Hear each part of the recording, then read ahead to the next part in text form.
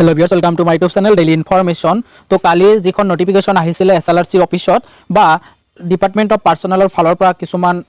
post দিয়া হৈছিলে কিছুমানক পোস্টিং কৰা হৈছিলে আপোনাৰ SLRC অফিসত তো SLRC অফিসত কিয় পোস্টিং কৰা হৈছিলে বা কাক কৰা হৈছিলে গ্ৰেড 4 কাৰণে হেতু লৈ কালি আপোনালোকৰ লগত মই ডিসকাস কৰিছিলো ভিডিও এটা দিছিলো তো আজি আপোনালোকৰ লগত কথা পাতিম যে গ্ৰেড 3 তো দুগৰাকী অফিসাৰক দিয়া হৈছে নিয়োগ কৰা হৈছে SLRC অফিসত হিয়তক দায়িত্ব দিয়া হৈছে তো কি কামৰ কাৰণে দায়িত্ব দিয়া হৈছে লগতে কালি যে গ্ৰেড 4 আমি দিছিলো ভিডিওটো ডিসকাস কৰিছিলো হে গ্ৰেড 4 পাঁচ গৰাকী অফিসাৰক নিয়োগ কৰিছে তো কিয় নিয়োগ কৰিছে কি কাম এতিয়া বাকি আছে বা হিয়তে কি কাম কৰিব বৰ্তমান বা ৰিজাল্ট হতে কিমান সময় লাগিব পাৰে বা হিয়তে ওভাৰলেপিংৰ যি প্ৰবলেম হে ওভাৰলেপিংৰ প্ৰবলেমটো সলভ কৰিব নেকি সবিশেষ জনাম ভিডিওটো হেকলৈ চাই থাকিব তো চাওক এটো 9 তাৰিখত আহিছে কালি আহিছে কিন্তু গ্ৰেড 4 টো হে আপোনালোকক দেখুৱাই মই ভিডিও দিছিলো তো এটো চাওক in the interest of public service and for the smooth completion, transparency and close monitoring over the evaluation process of computer test for the class 3 post to be held from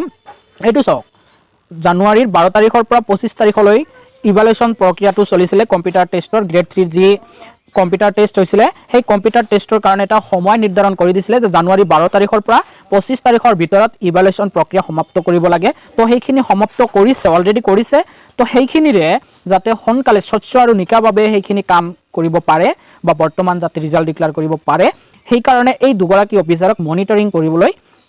দায়িত্ব দিছে the service of the following officer are particularly place in the office of SLRC for class 3 post তেটো গমে পাইছে নিশ্চয় সুজিত সোনোৱাল শ্ৰী সুৰজিত সোনোৱাল এটো চাওক joint secretary sports তাৰ পিছত শ্ৰী গুণজিত কাশ্যপ এই দুগৰাকী এছিয়াস অফিচাৰক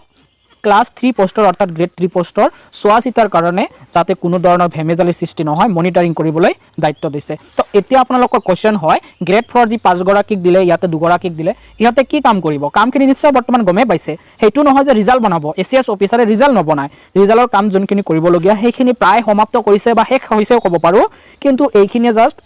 হিয়তে মনিটৰিং কৰিব ৰিজাল্টখিনি ঠিকে আছে না নাই হিয়তে ৰিভিউ কৰিব যে নাই ঠিকে আছে বা কিছুমানক যে পোষ্ট এলটেড কৰিব পোষ্ট কাক কোনটো দিব হায়াৰ মাৰ্ক হিচাপে পোষ্টখিনি এলটেড কৰে নে নাই সেইখিনি চাব এইখিনি হ'ব হিয়তৰ কাম মই যিমান দূৰ ভাবো বা মই যিমান দূৰ খবৰ পাইছো তো সেইখিনি কি কৰিব জাস্ট মনিটৰিং কৰিব পোষ্টখিনি গ্ৰেড 4 ৰ কথাও কৈছো যে গ্ৰেড 4 ত যেটো হায়াৰ গ্ৰেড পে থকা আছিল গ্ৰেজুৱেট নোটিফিকেশনত কোৱা হৈছিল যে যোনে মাৰ্ক ভাল পাব যে ভাল মাৰ্ক পোৱাখিনিক ভাল এটা পোষ্টিং দিব ভাল গ্ৰেড পে থকাত পোস্টিং দিব তো সেইখিনি ওভাৰঅল মনিটৰিং হিয়তে কৰিব ৰিজাল্ট অলৰেডি যিখিনি চাবলগীয়া ইভালুয়েশন প্ৰক্ৰিয়া সমাপ্ত কৰিছে জাস্ট আপোনালোকৰ জব প্ৰফাইল বা কোড দিব পোস্টিংৰ ওপৰত বা এলটমেন্ট যিনখিনি কৰিবলগীয়া সেইখিনি কৰিব আৰু এইখিনিতে এটা কথা আপোনালোকৰ সময় পৰে যে এই অফিচাৰখিনিয়ে ওভাৰলেপিংৰ ওপৰত কিবা কৰিব নেকি বা ওভাৰলেপিংৰ প্ৰবলেম সলভ কৰিব নেকি মোৰ মতে কোনো সলভ নকৰে ওভাৰলেপিং হ'বয়ে কাৰণ বহুতে কৈ আছে যে ওভাৰলেপিংটো হেতু হিয়তৰ বলে এটা অধিকাৰ কাৰণ চাওক যদি ওভাৰলেপিং কৰিব নখোজে দেন নিশ্চয় প্ৰিফাৰেন্স দিব লগা হল হয় বা প্ৰিফাৰেন্স দিব লাগিছিলে এটা কোনবা 8 পাছতো পাইছে 10 পাছতো পাইছে তো 8 পাছৰ কোনবা এটা হাই গ্ৰেড পে পোষ্ট পাইছে কিন্তু 10 পাছৰ হাই গ্ৰেড পে পোষ্ট না পালে সেই লৰাটোৱে এতিয়া কোনটো জয়েন কৰিব 8 পাছৰ হেতুটো কৰি দিব পাৰে যে হাই গ্ৰেড পে পালো পোষ্টটো সেমে বা এনেকুৱা ভাবিব পাৰে নহয় মই 10 পাছৰ যেটো নামত 10 পাছ এনেকুৱা এটা আহি যায় যে মই 10 পাছৰ হেতুতে জয়েন কৰিম তেনেকুৱা কৰিব পাৰে সেই লৰাটোক কি কৰিব দিব লাগিছিলে প্ৰিফাৰেন্স এড কৰিব দিব লাগিছিলে যে তুমি 8 পাছটো বিচাৰা না 10 পাছটো বিচাৰা তেতিয়া সেই লৰাটো স্যাটিসফ্যাকশন হল হয় কিন্তু এটা যদি ডাইৰেক্ট অফিচৰ ফালৰ পৰা যিকোনো এটা দি দিয়ে সেই লৰাটো হয়তো অবজেকশন কৰিব পাৰে যে মই 8 পাছত হেতু নখোজো মই 10 পাছৰ হেতুত কৰিম বা 10 পাছত মই ভাল গ্ৰেড পে পোৱা নাই 8 পাছত ভাল গ্ৰেড পে পালো হয় মাৰ্ক বেছি পাইছো হেতুৱে লাগে এনেকুৱা কৰিব পাৰে সেই কাৰণে হয়তো দুটাতে নাম দি দিব ওভাৰলেপিং হ'ব তাৰ পিছত যিকোনো এটা জয়েন হ'ব মোস্ট প্ৰবাবলি হেতু হ'ব পাৰে যে পিছত ওয়েটিং লিষ্টৰ ব্যৱস্থা কৰিব পাৰে তো নিশ্চয় কথাখিনি বুজি পাইছে ওভাৰলেপিংৰ কোনো কাম মোৰ বোধহয় এই অফিচাৰখিনিয়ে নকৰে এটা ৰিজাল্ট কেতিয়া আহিব গ্ৰেড 3 ৰিজাল্ট আহিব পাৰে বেছি সময় নালাগে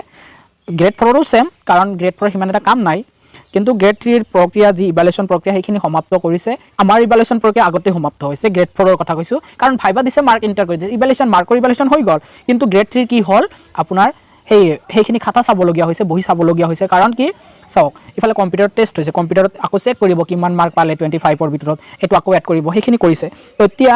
এই অফিচাৰখিনিয়ে গ্ৰেড 4 বা গ্ৰেড 3 অফিচাৰখিনিয়ে এটাই কাম কৰিব ওভাৰঅল ৰিজাল্টখিনি ৰিভিউ কৰিব তাৰ পিছত পোষ্ট এলটেড ঠিকমতে হৈছে না নাই বা যেনেকৈ কৰিব সেইখিনি মিলাই দিব হাই গ্ৰেড পেখিনি হাই মাৰ্ক পোৱাখিনি পাইছে না নাই সেইখিনি মনিটৰিং কৰিব এইখিনি কৰাৰ পিছত ৰিজাল্ট আহি যাব তো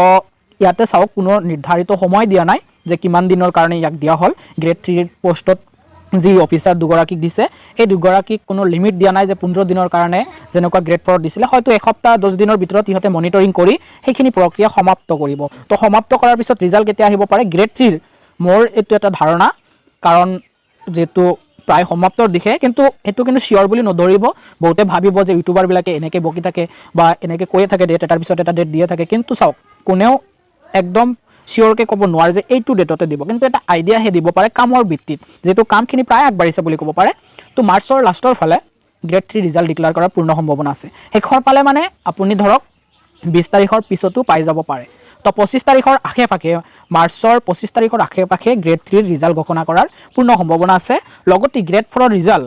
মাৰ্চৰ শেষত অৰ্থাৎ 31 মাৰ্চৰ আশে-পাশে ঘোষণা কৰাৰে পূৰ্ণ সম্ভাৱনা আছে নহলে এপ্ৰিলৰ ফাৰ্ষ্ট উইকত দিয়াৰ সম্ভাৱনা থাকিবই যদি মাৰ্চৰ লাষ্টৰ ভাগত নিদিয়ে এপ্ৰিলৰ ফাৰ্ষ্ট উইকত দিয়াৰ পূৰ্ণ সম্ভাৱনা মানে ডাইৰেক্ট শিওৰ নহয় কিন্তু দিয়াৰে বেছি বা ম্যাক্সিমাম চান্স থাকিব তো নিশ্চয় কথাখিনি বুজি পাইছে যে অফিচাৰখিনি একচুয়ালি কি কৰিব ৰিজাল্ট নবনায়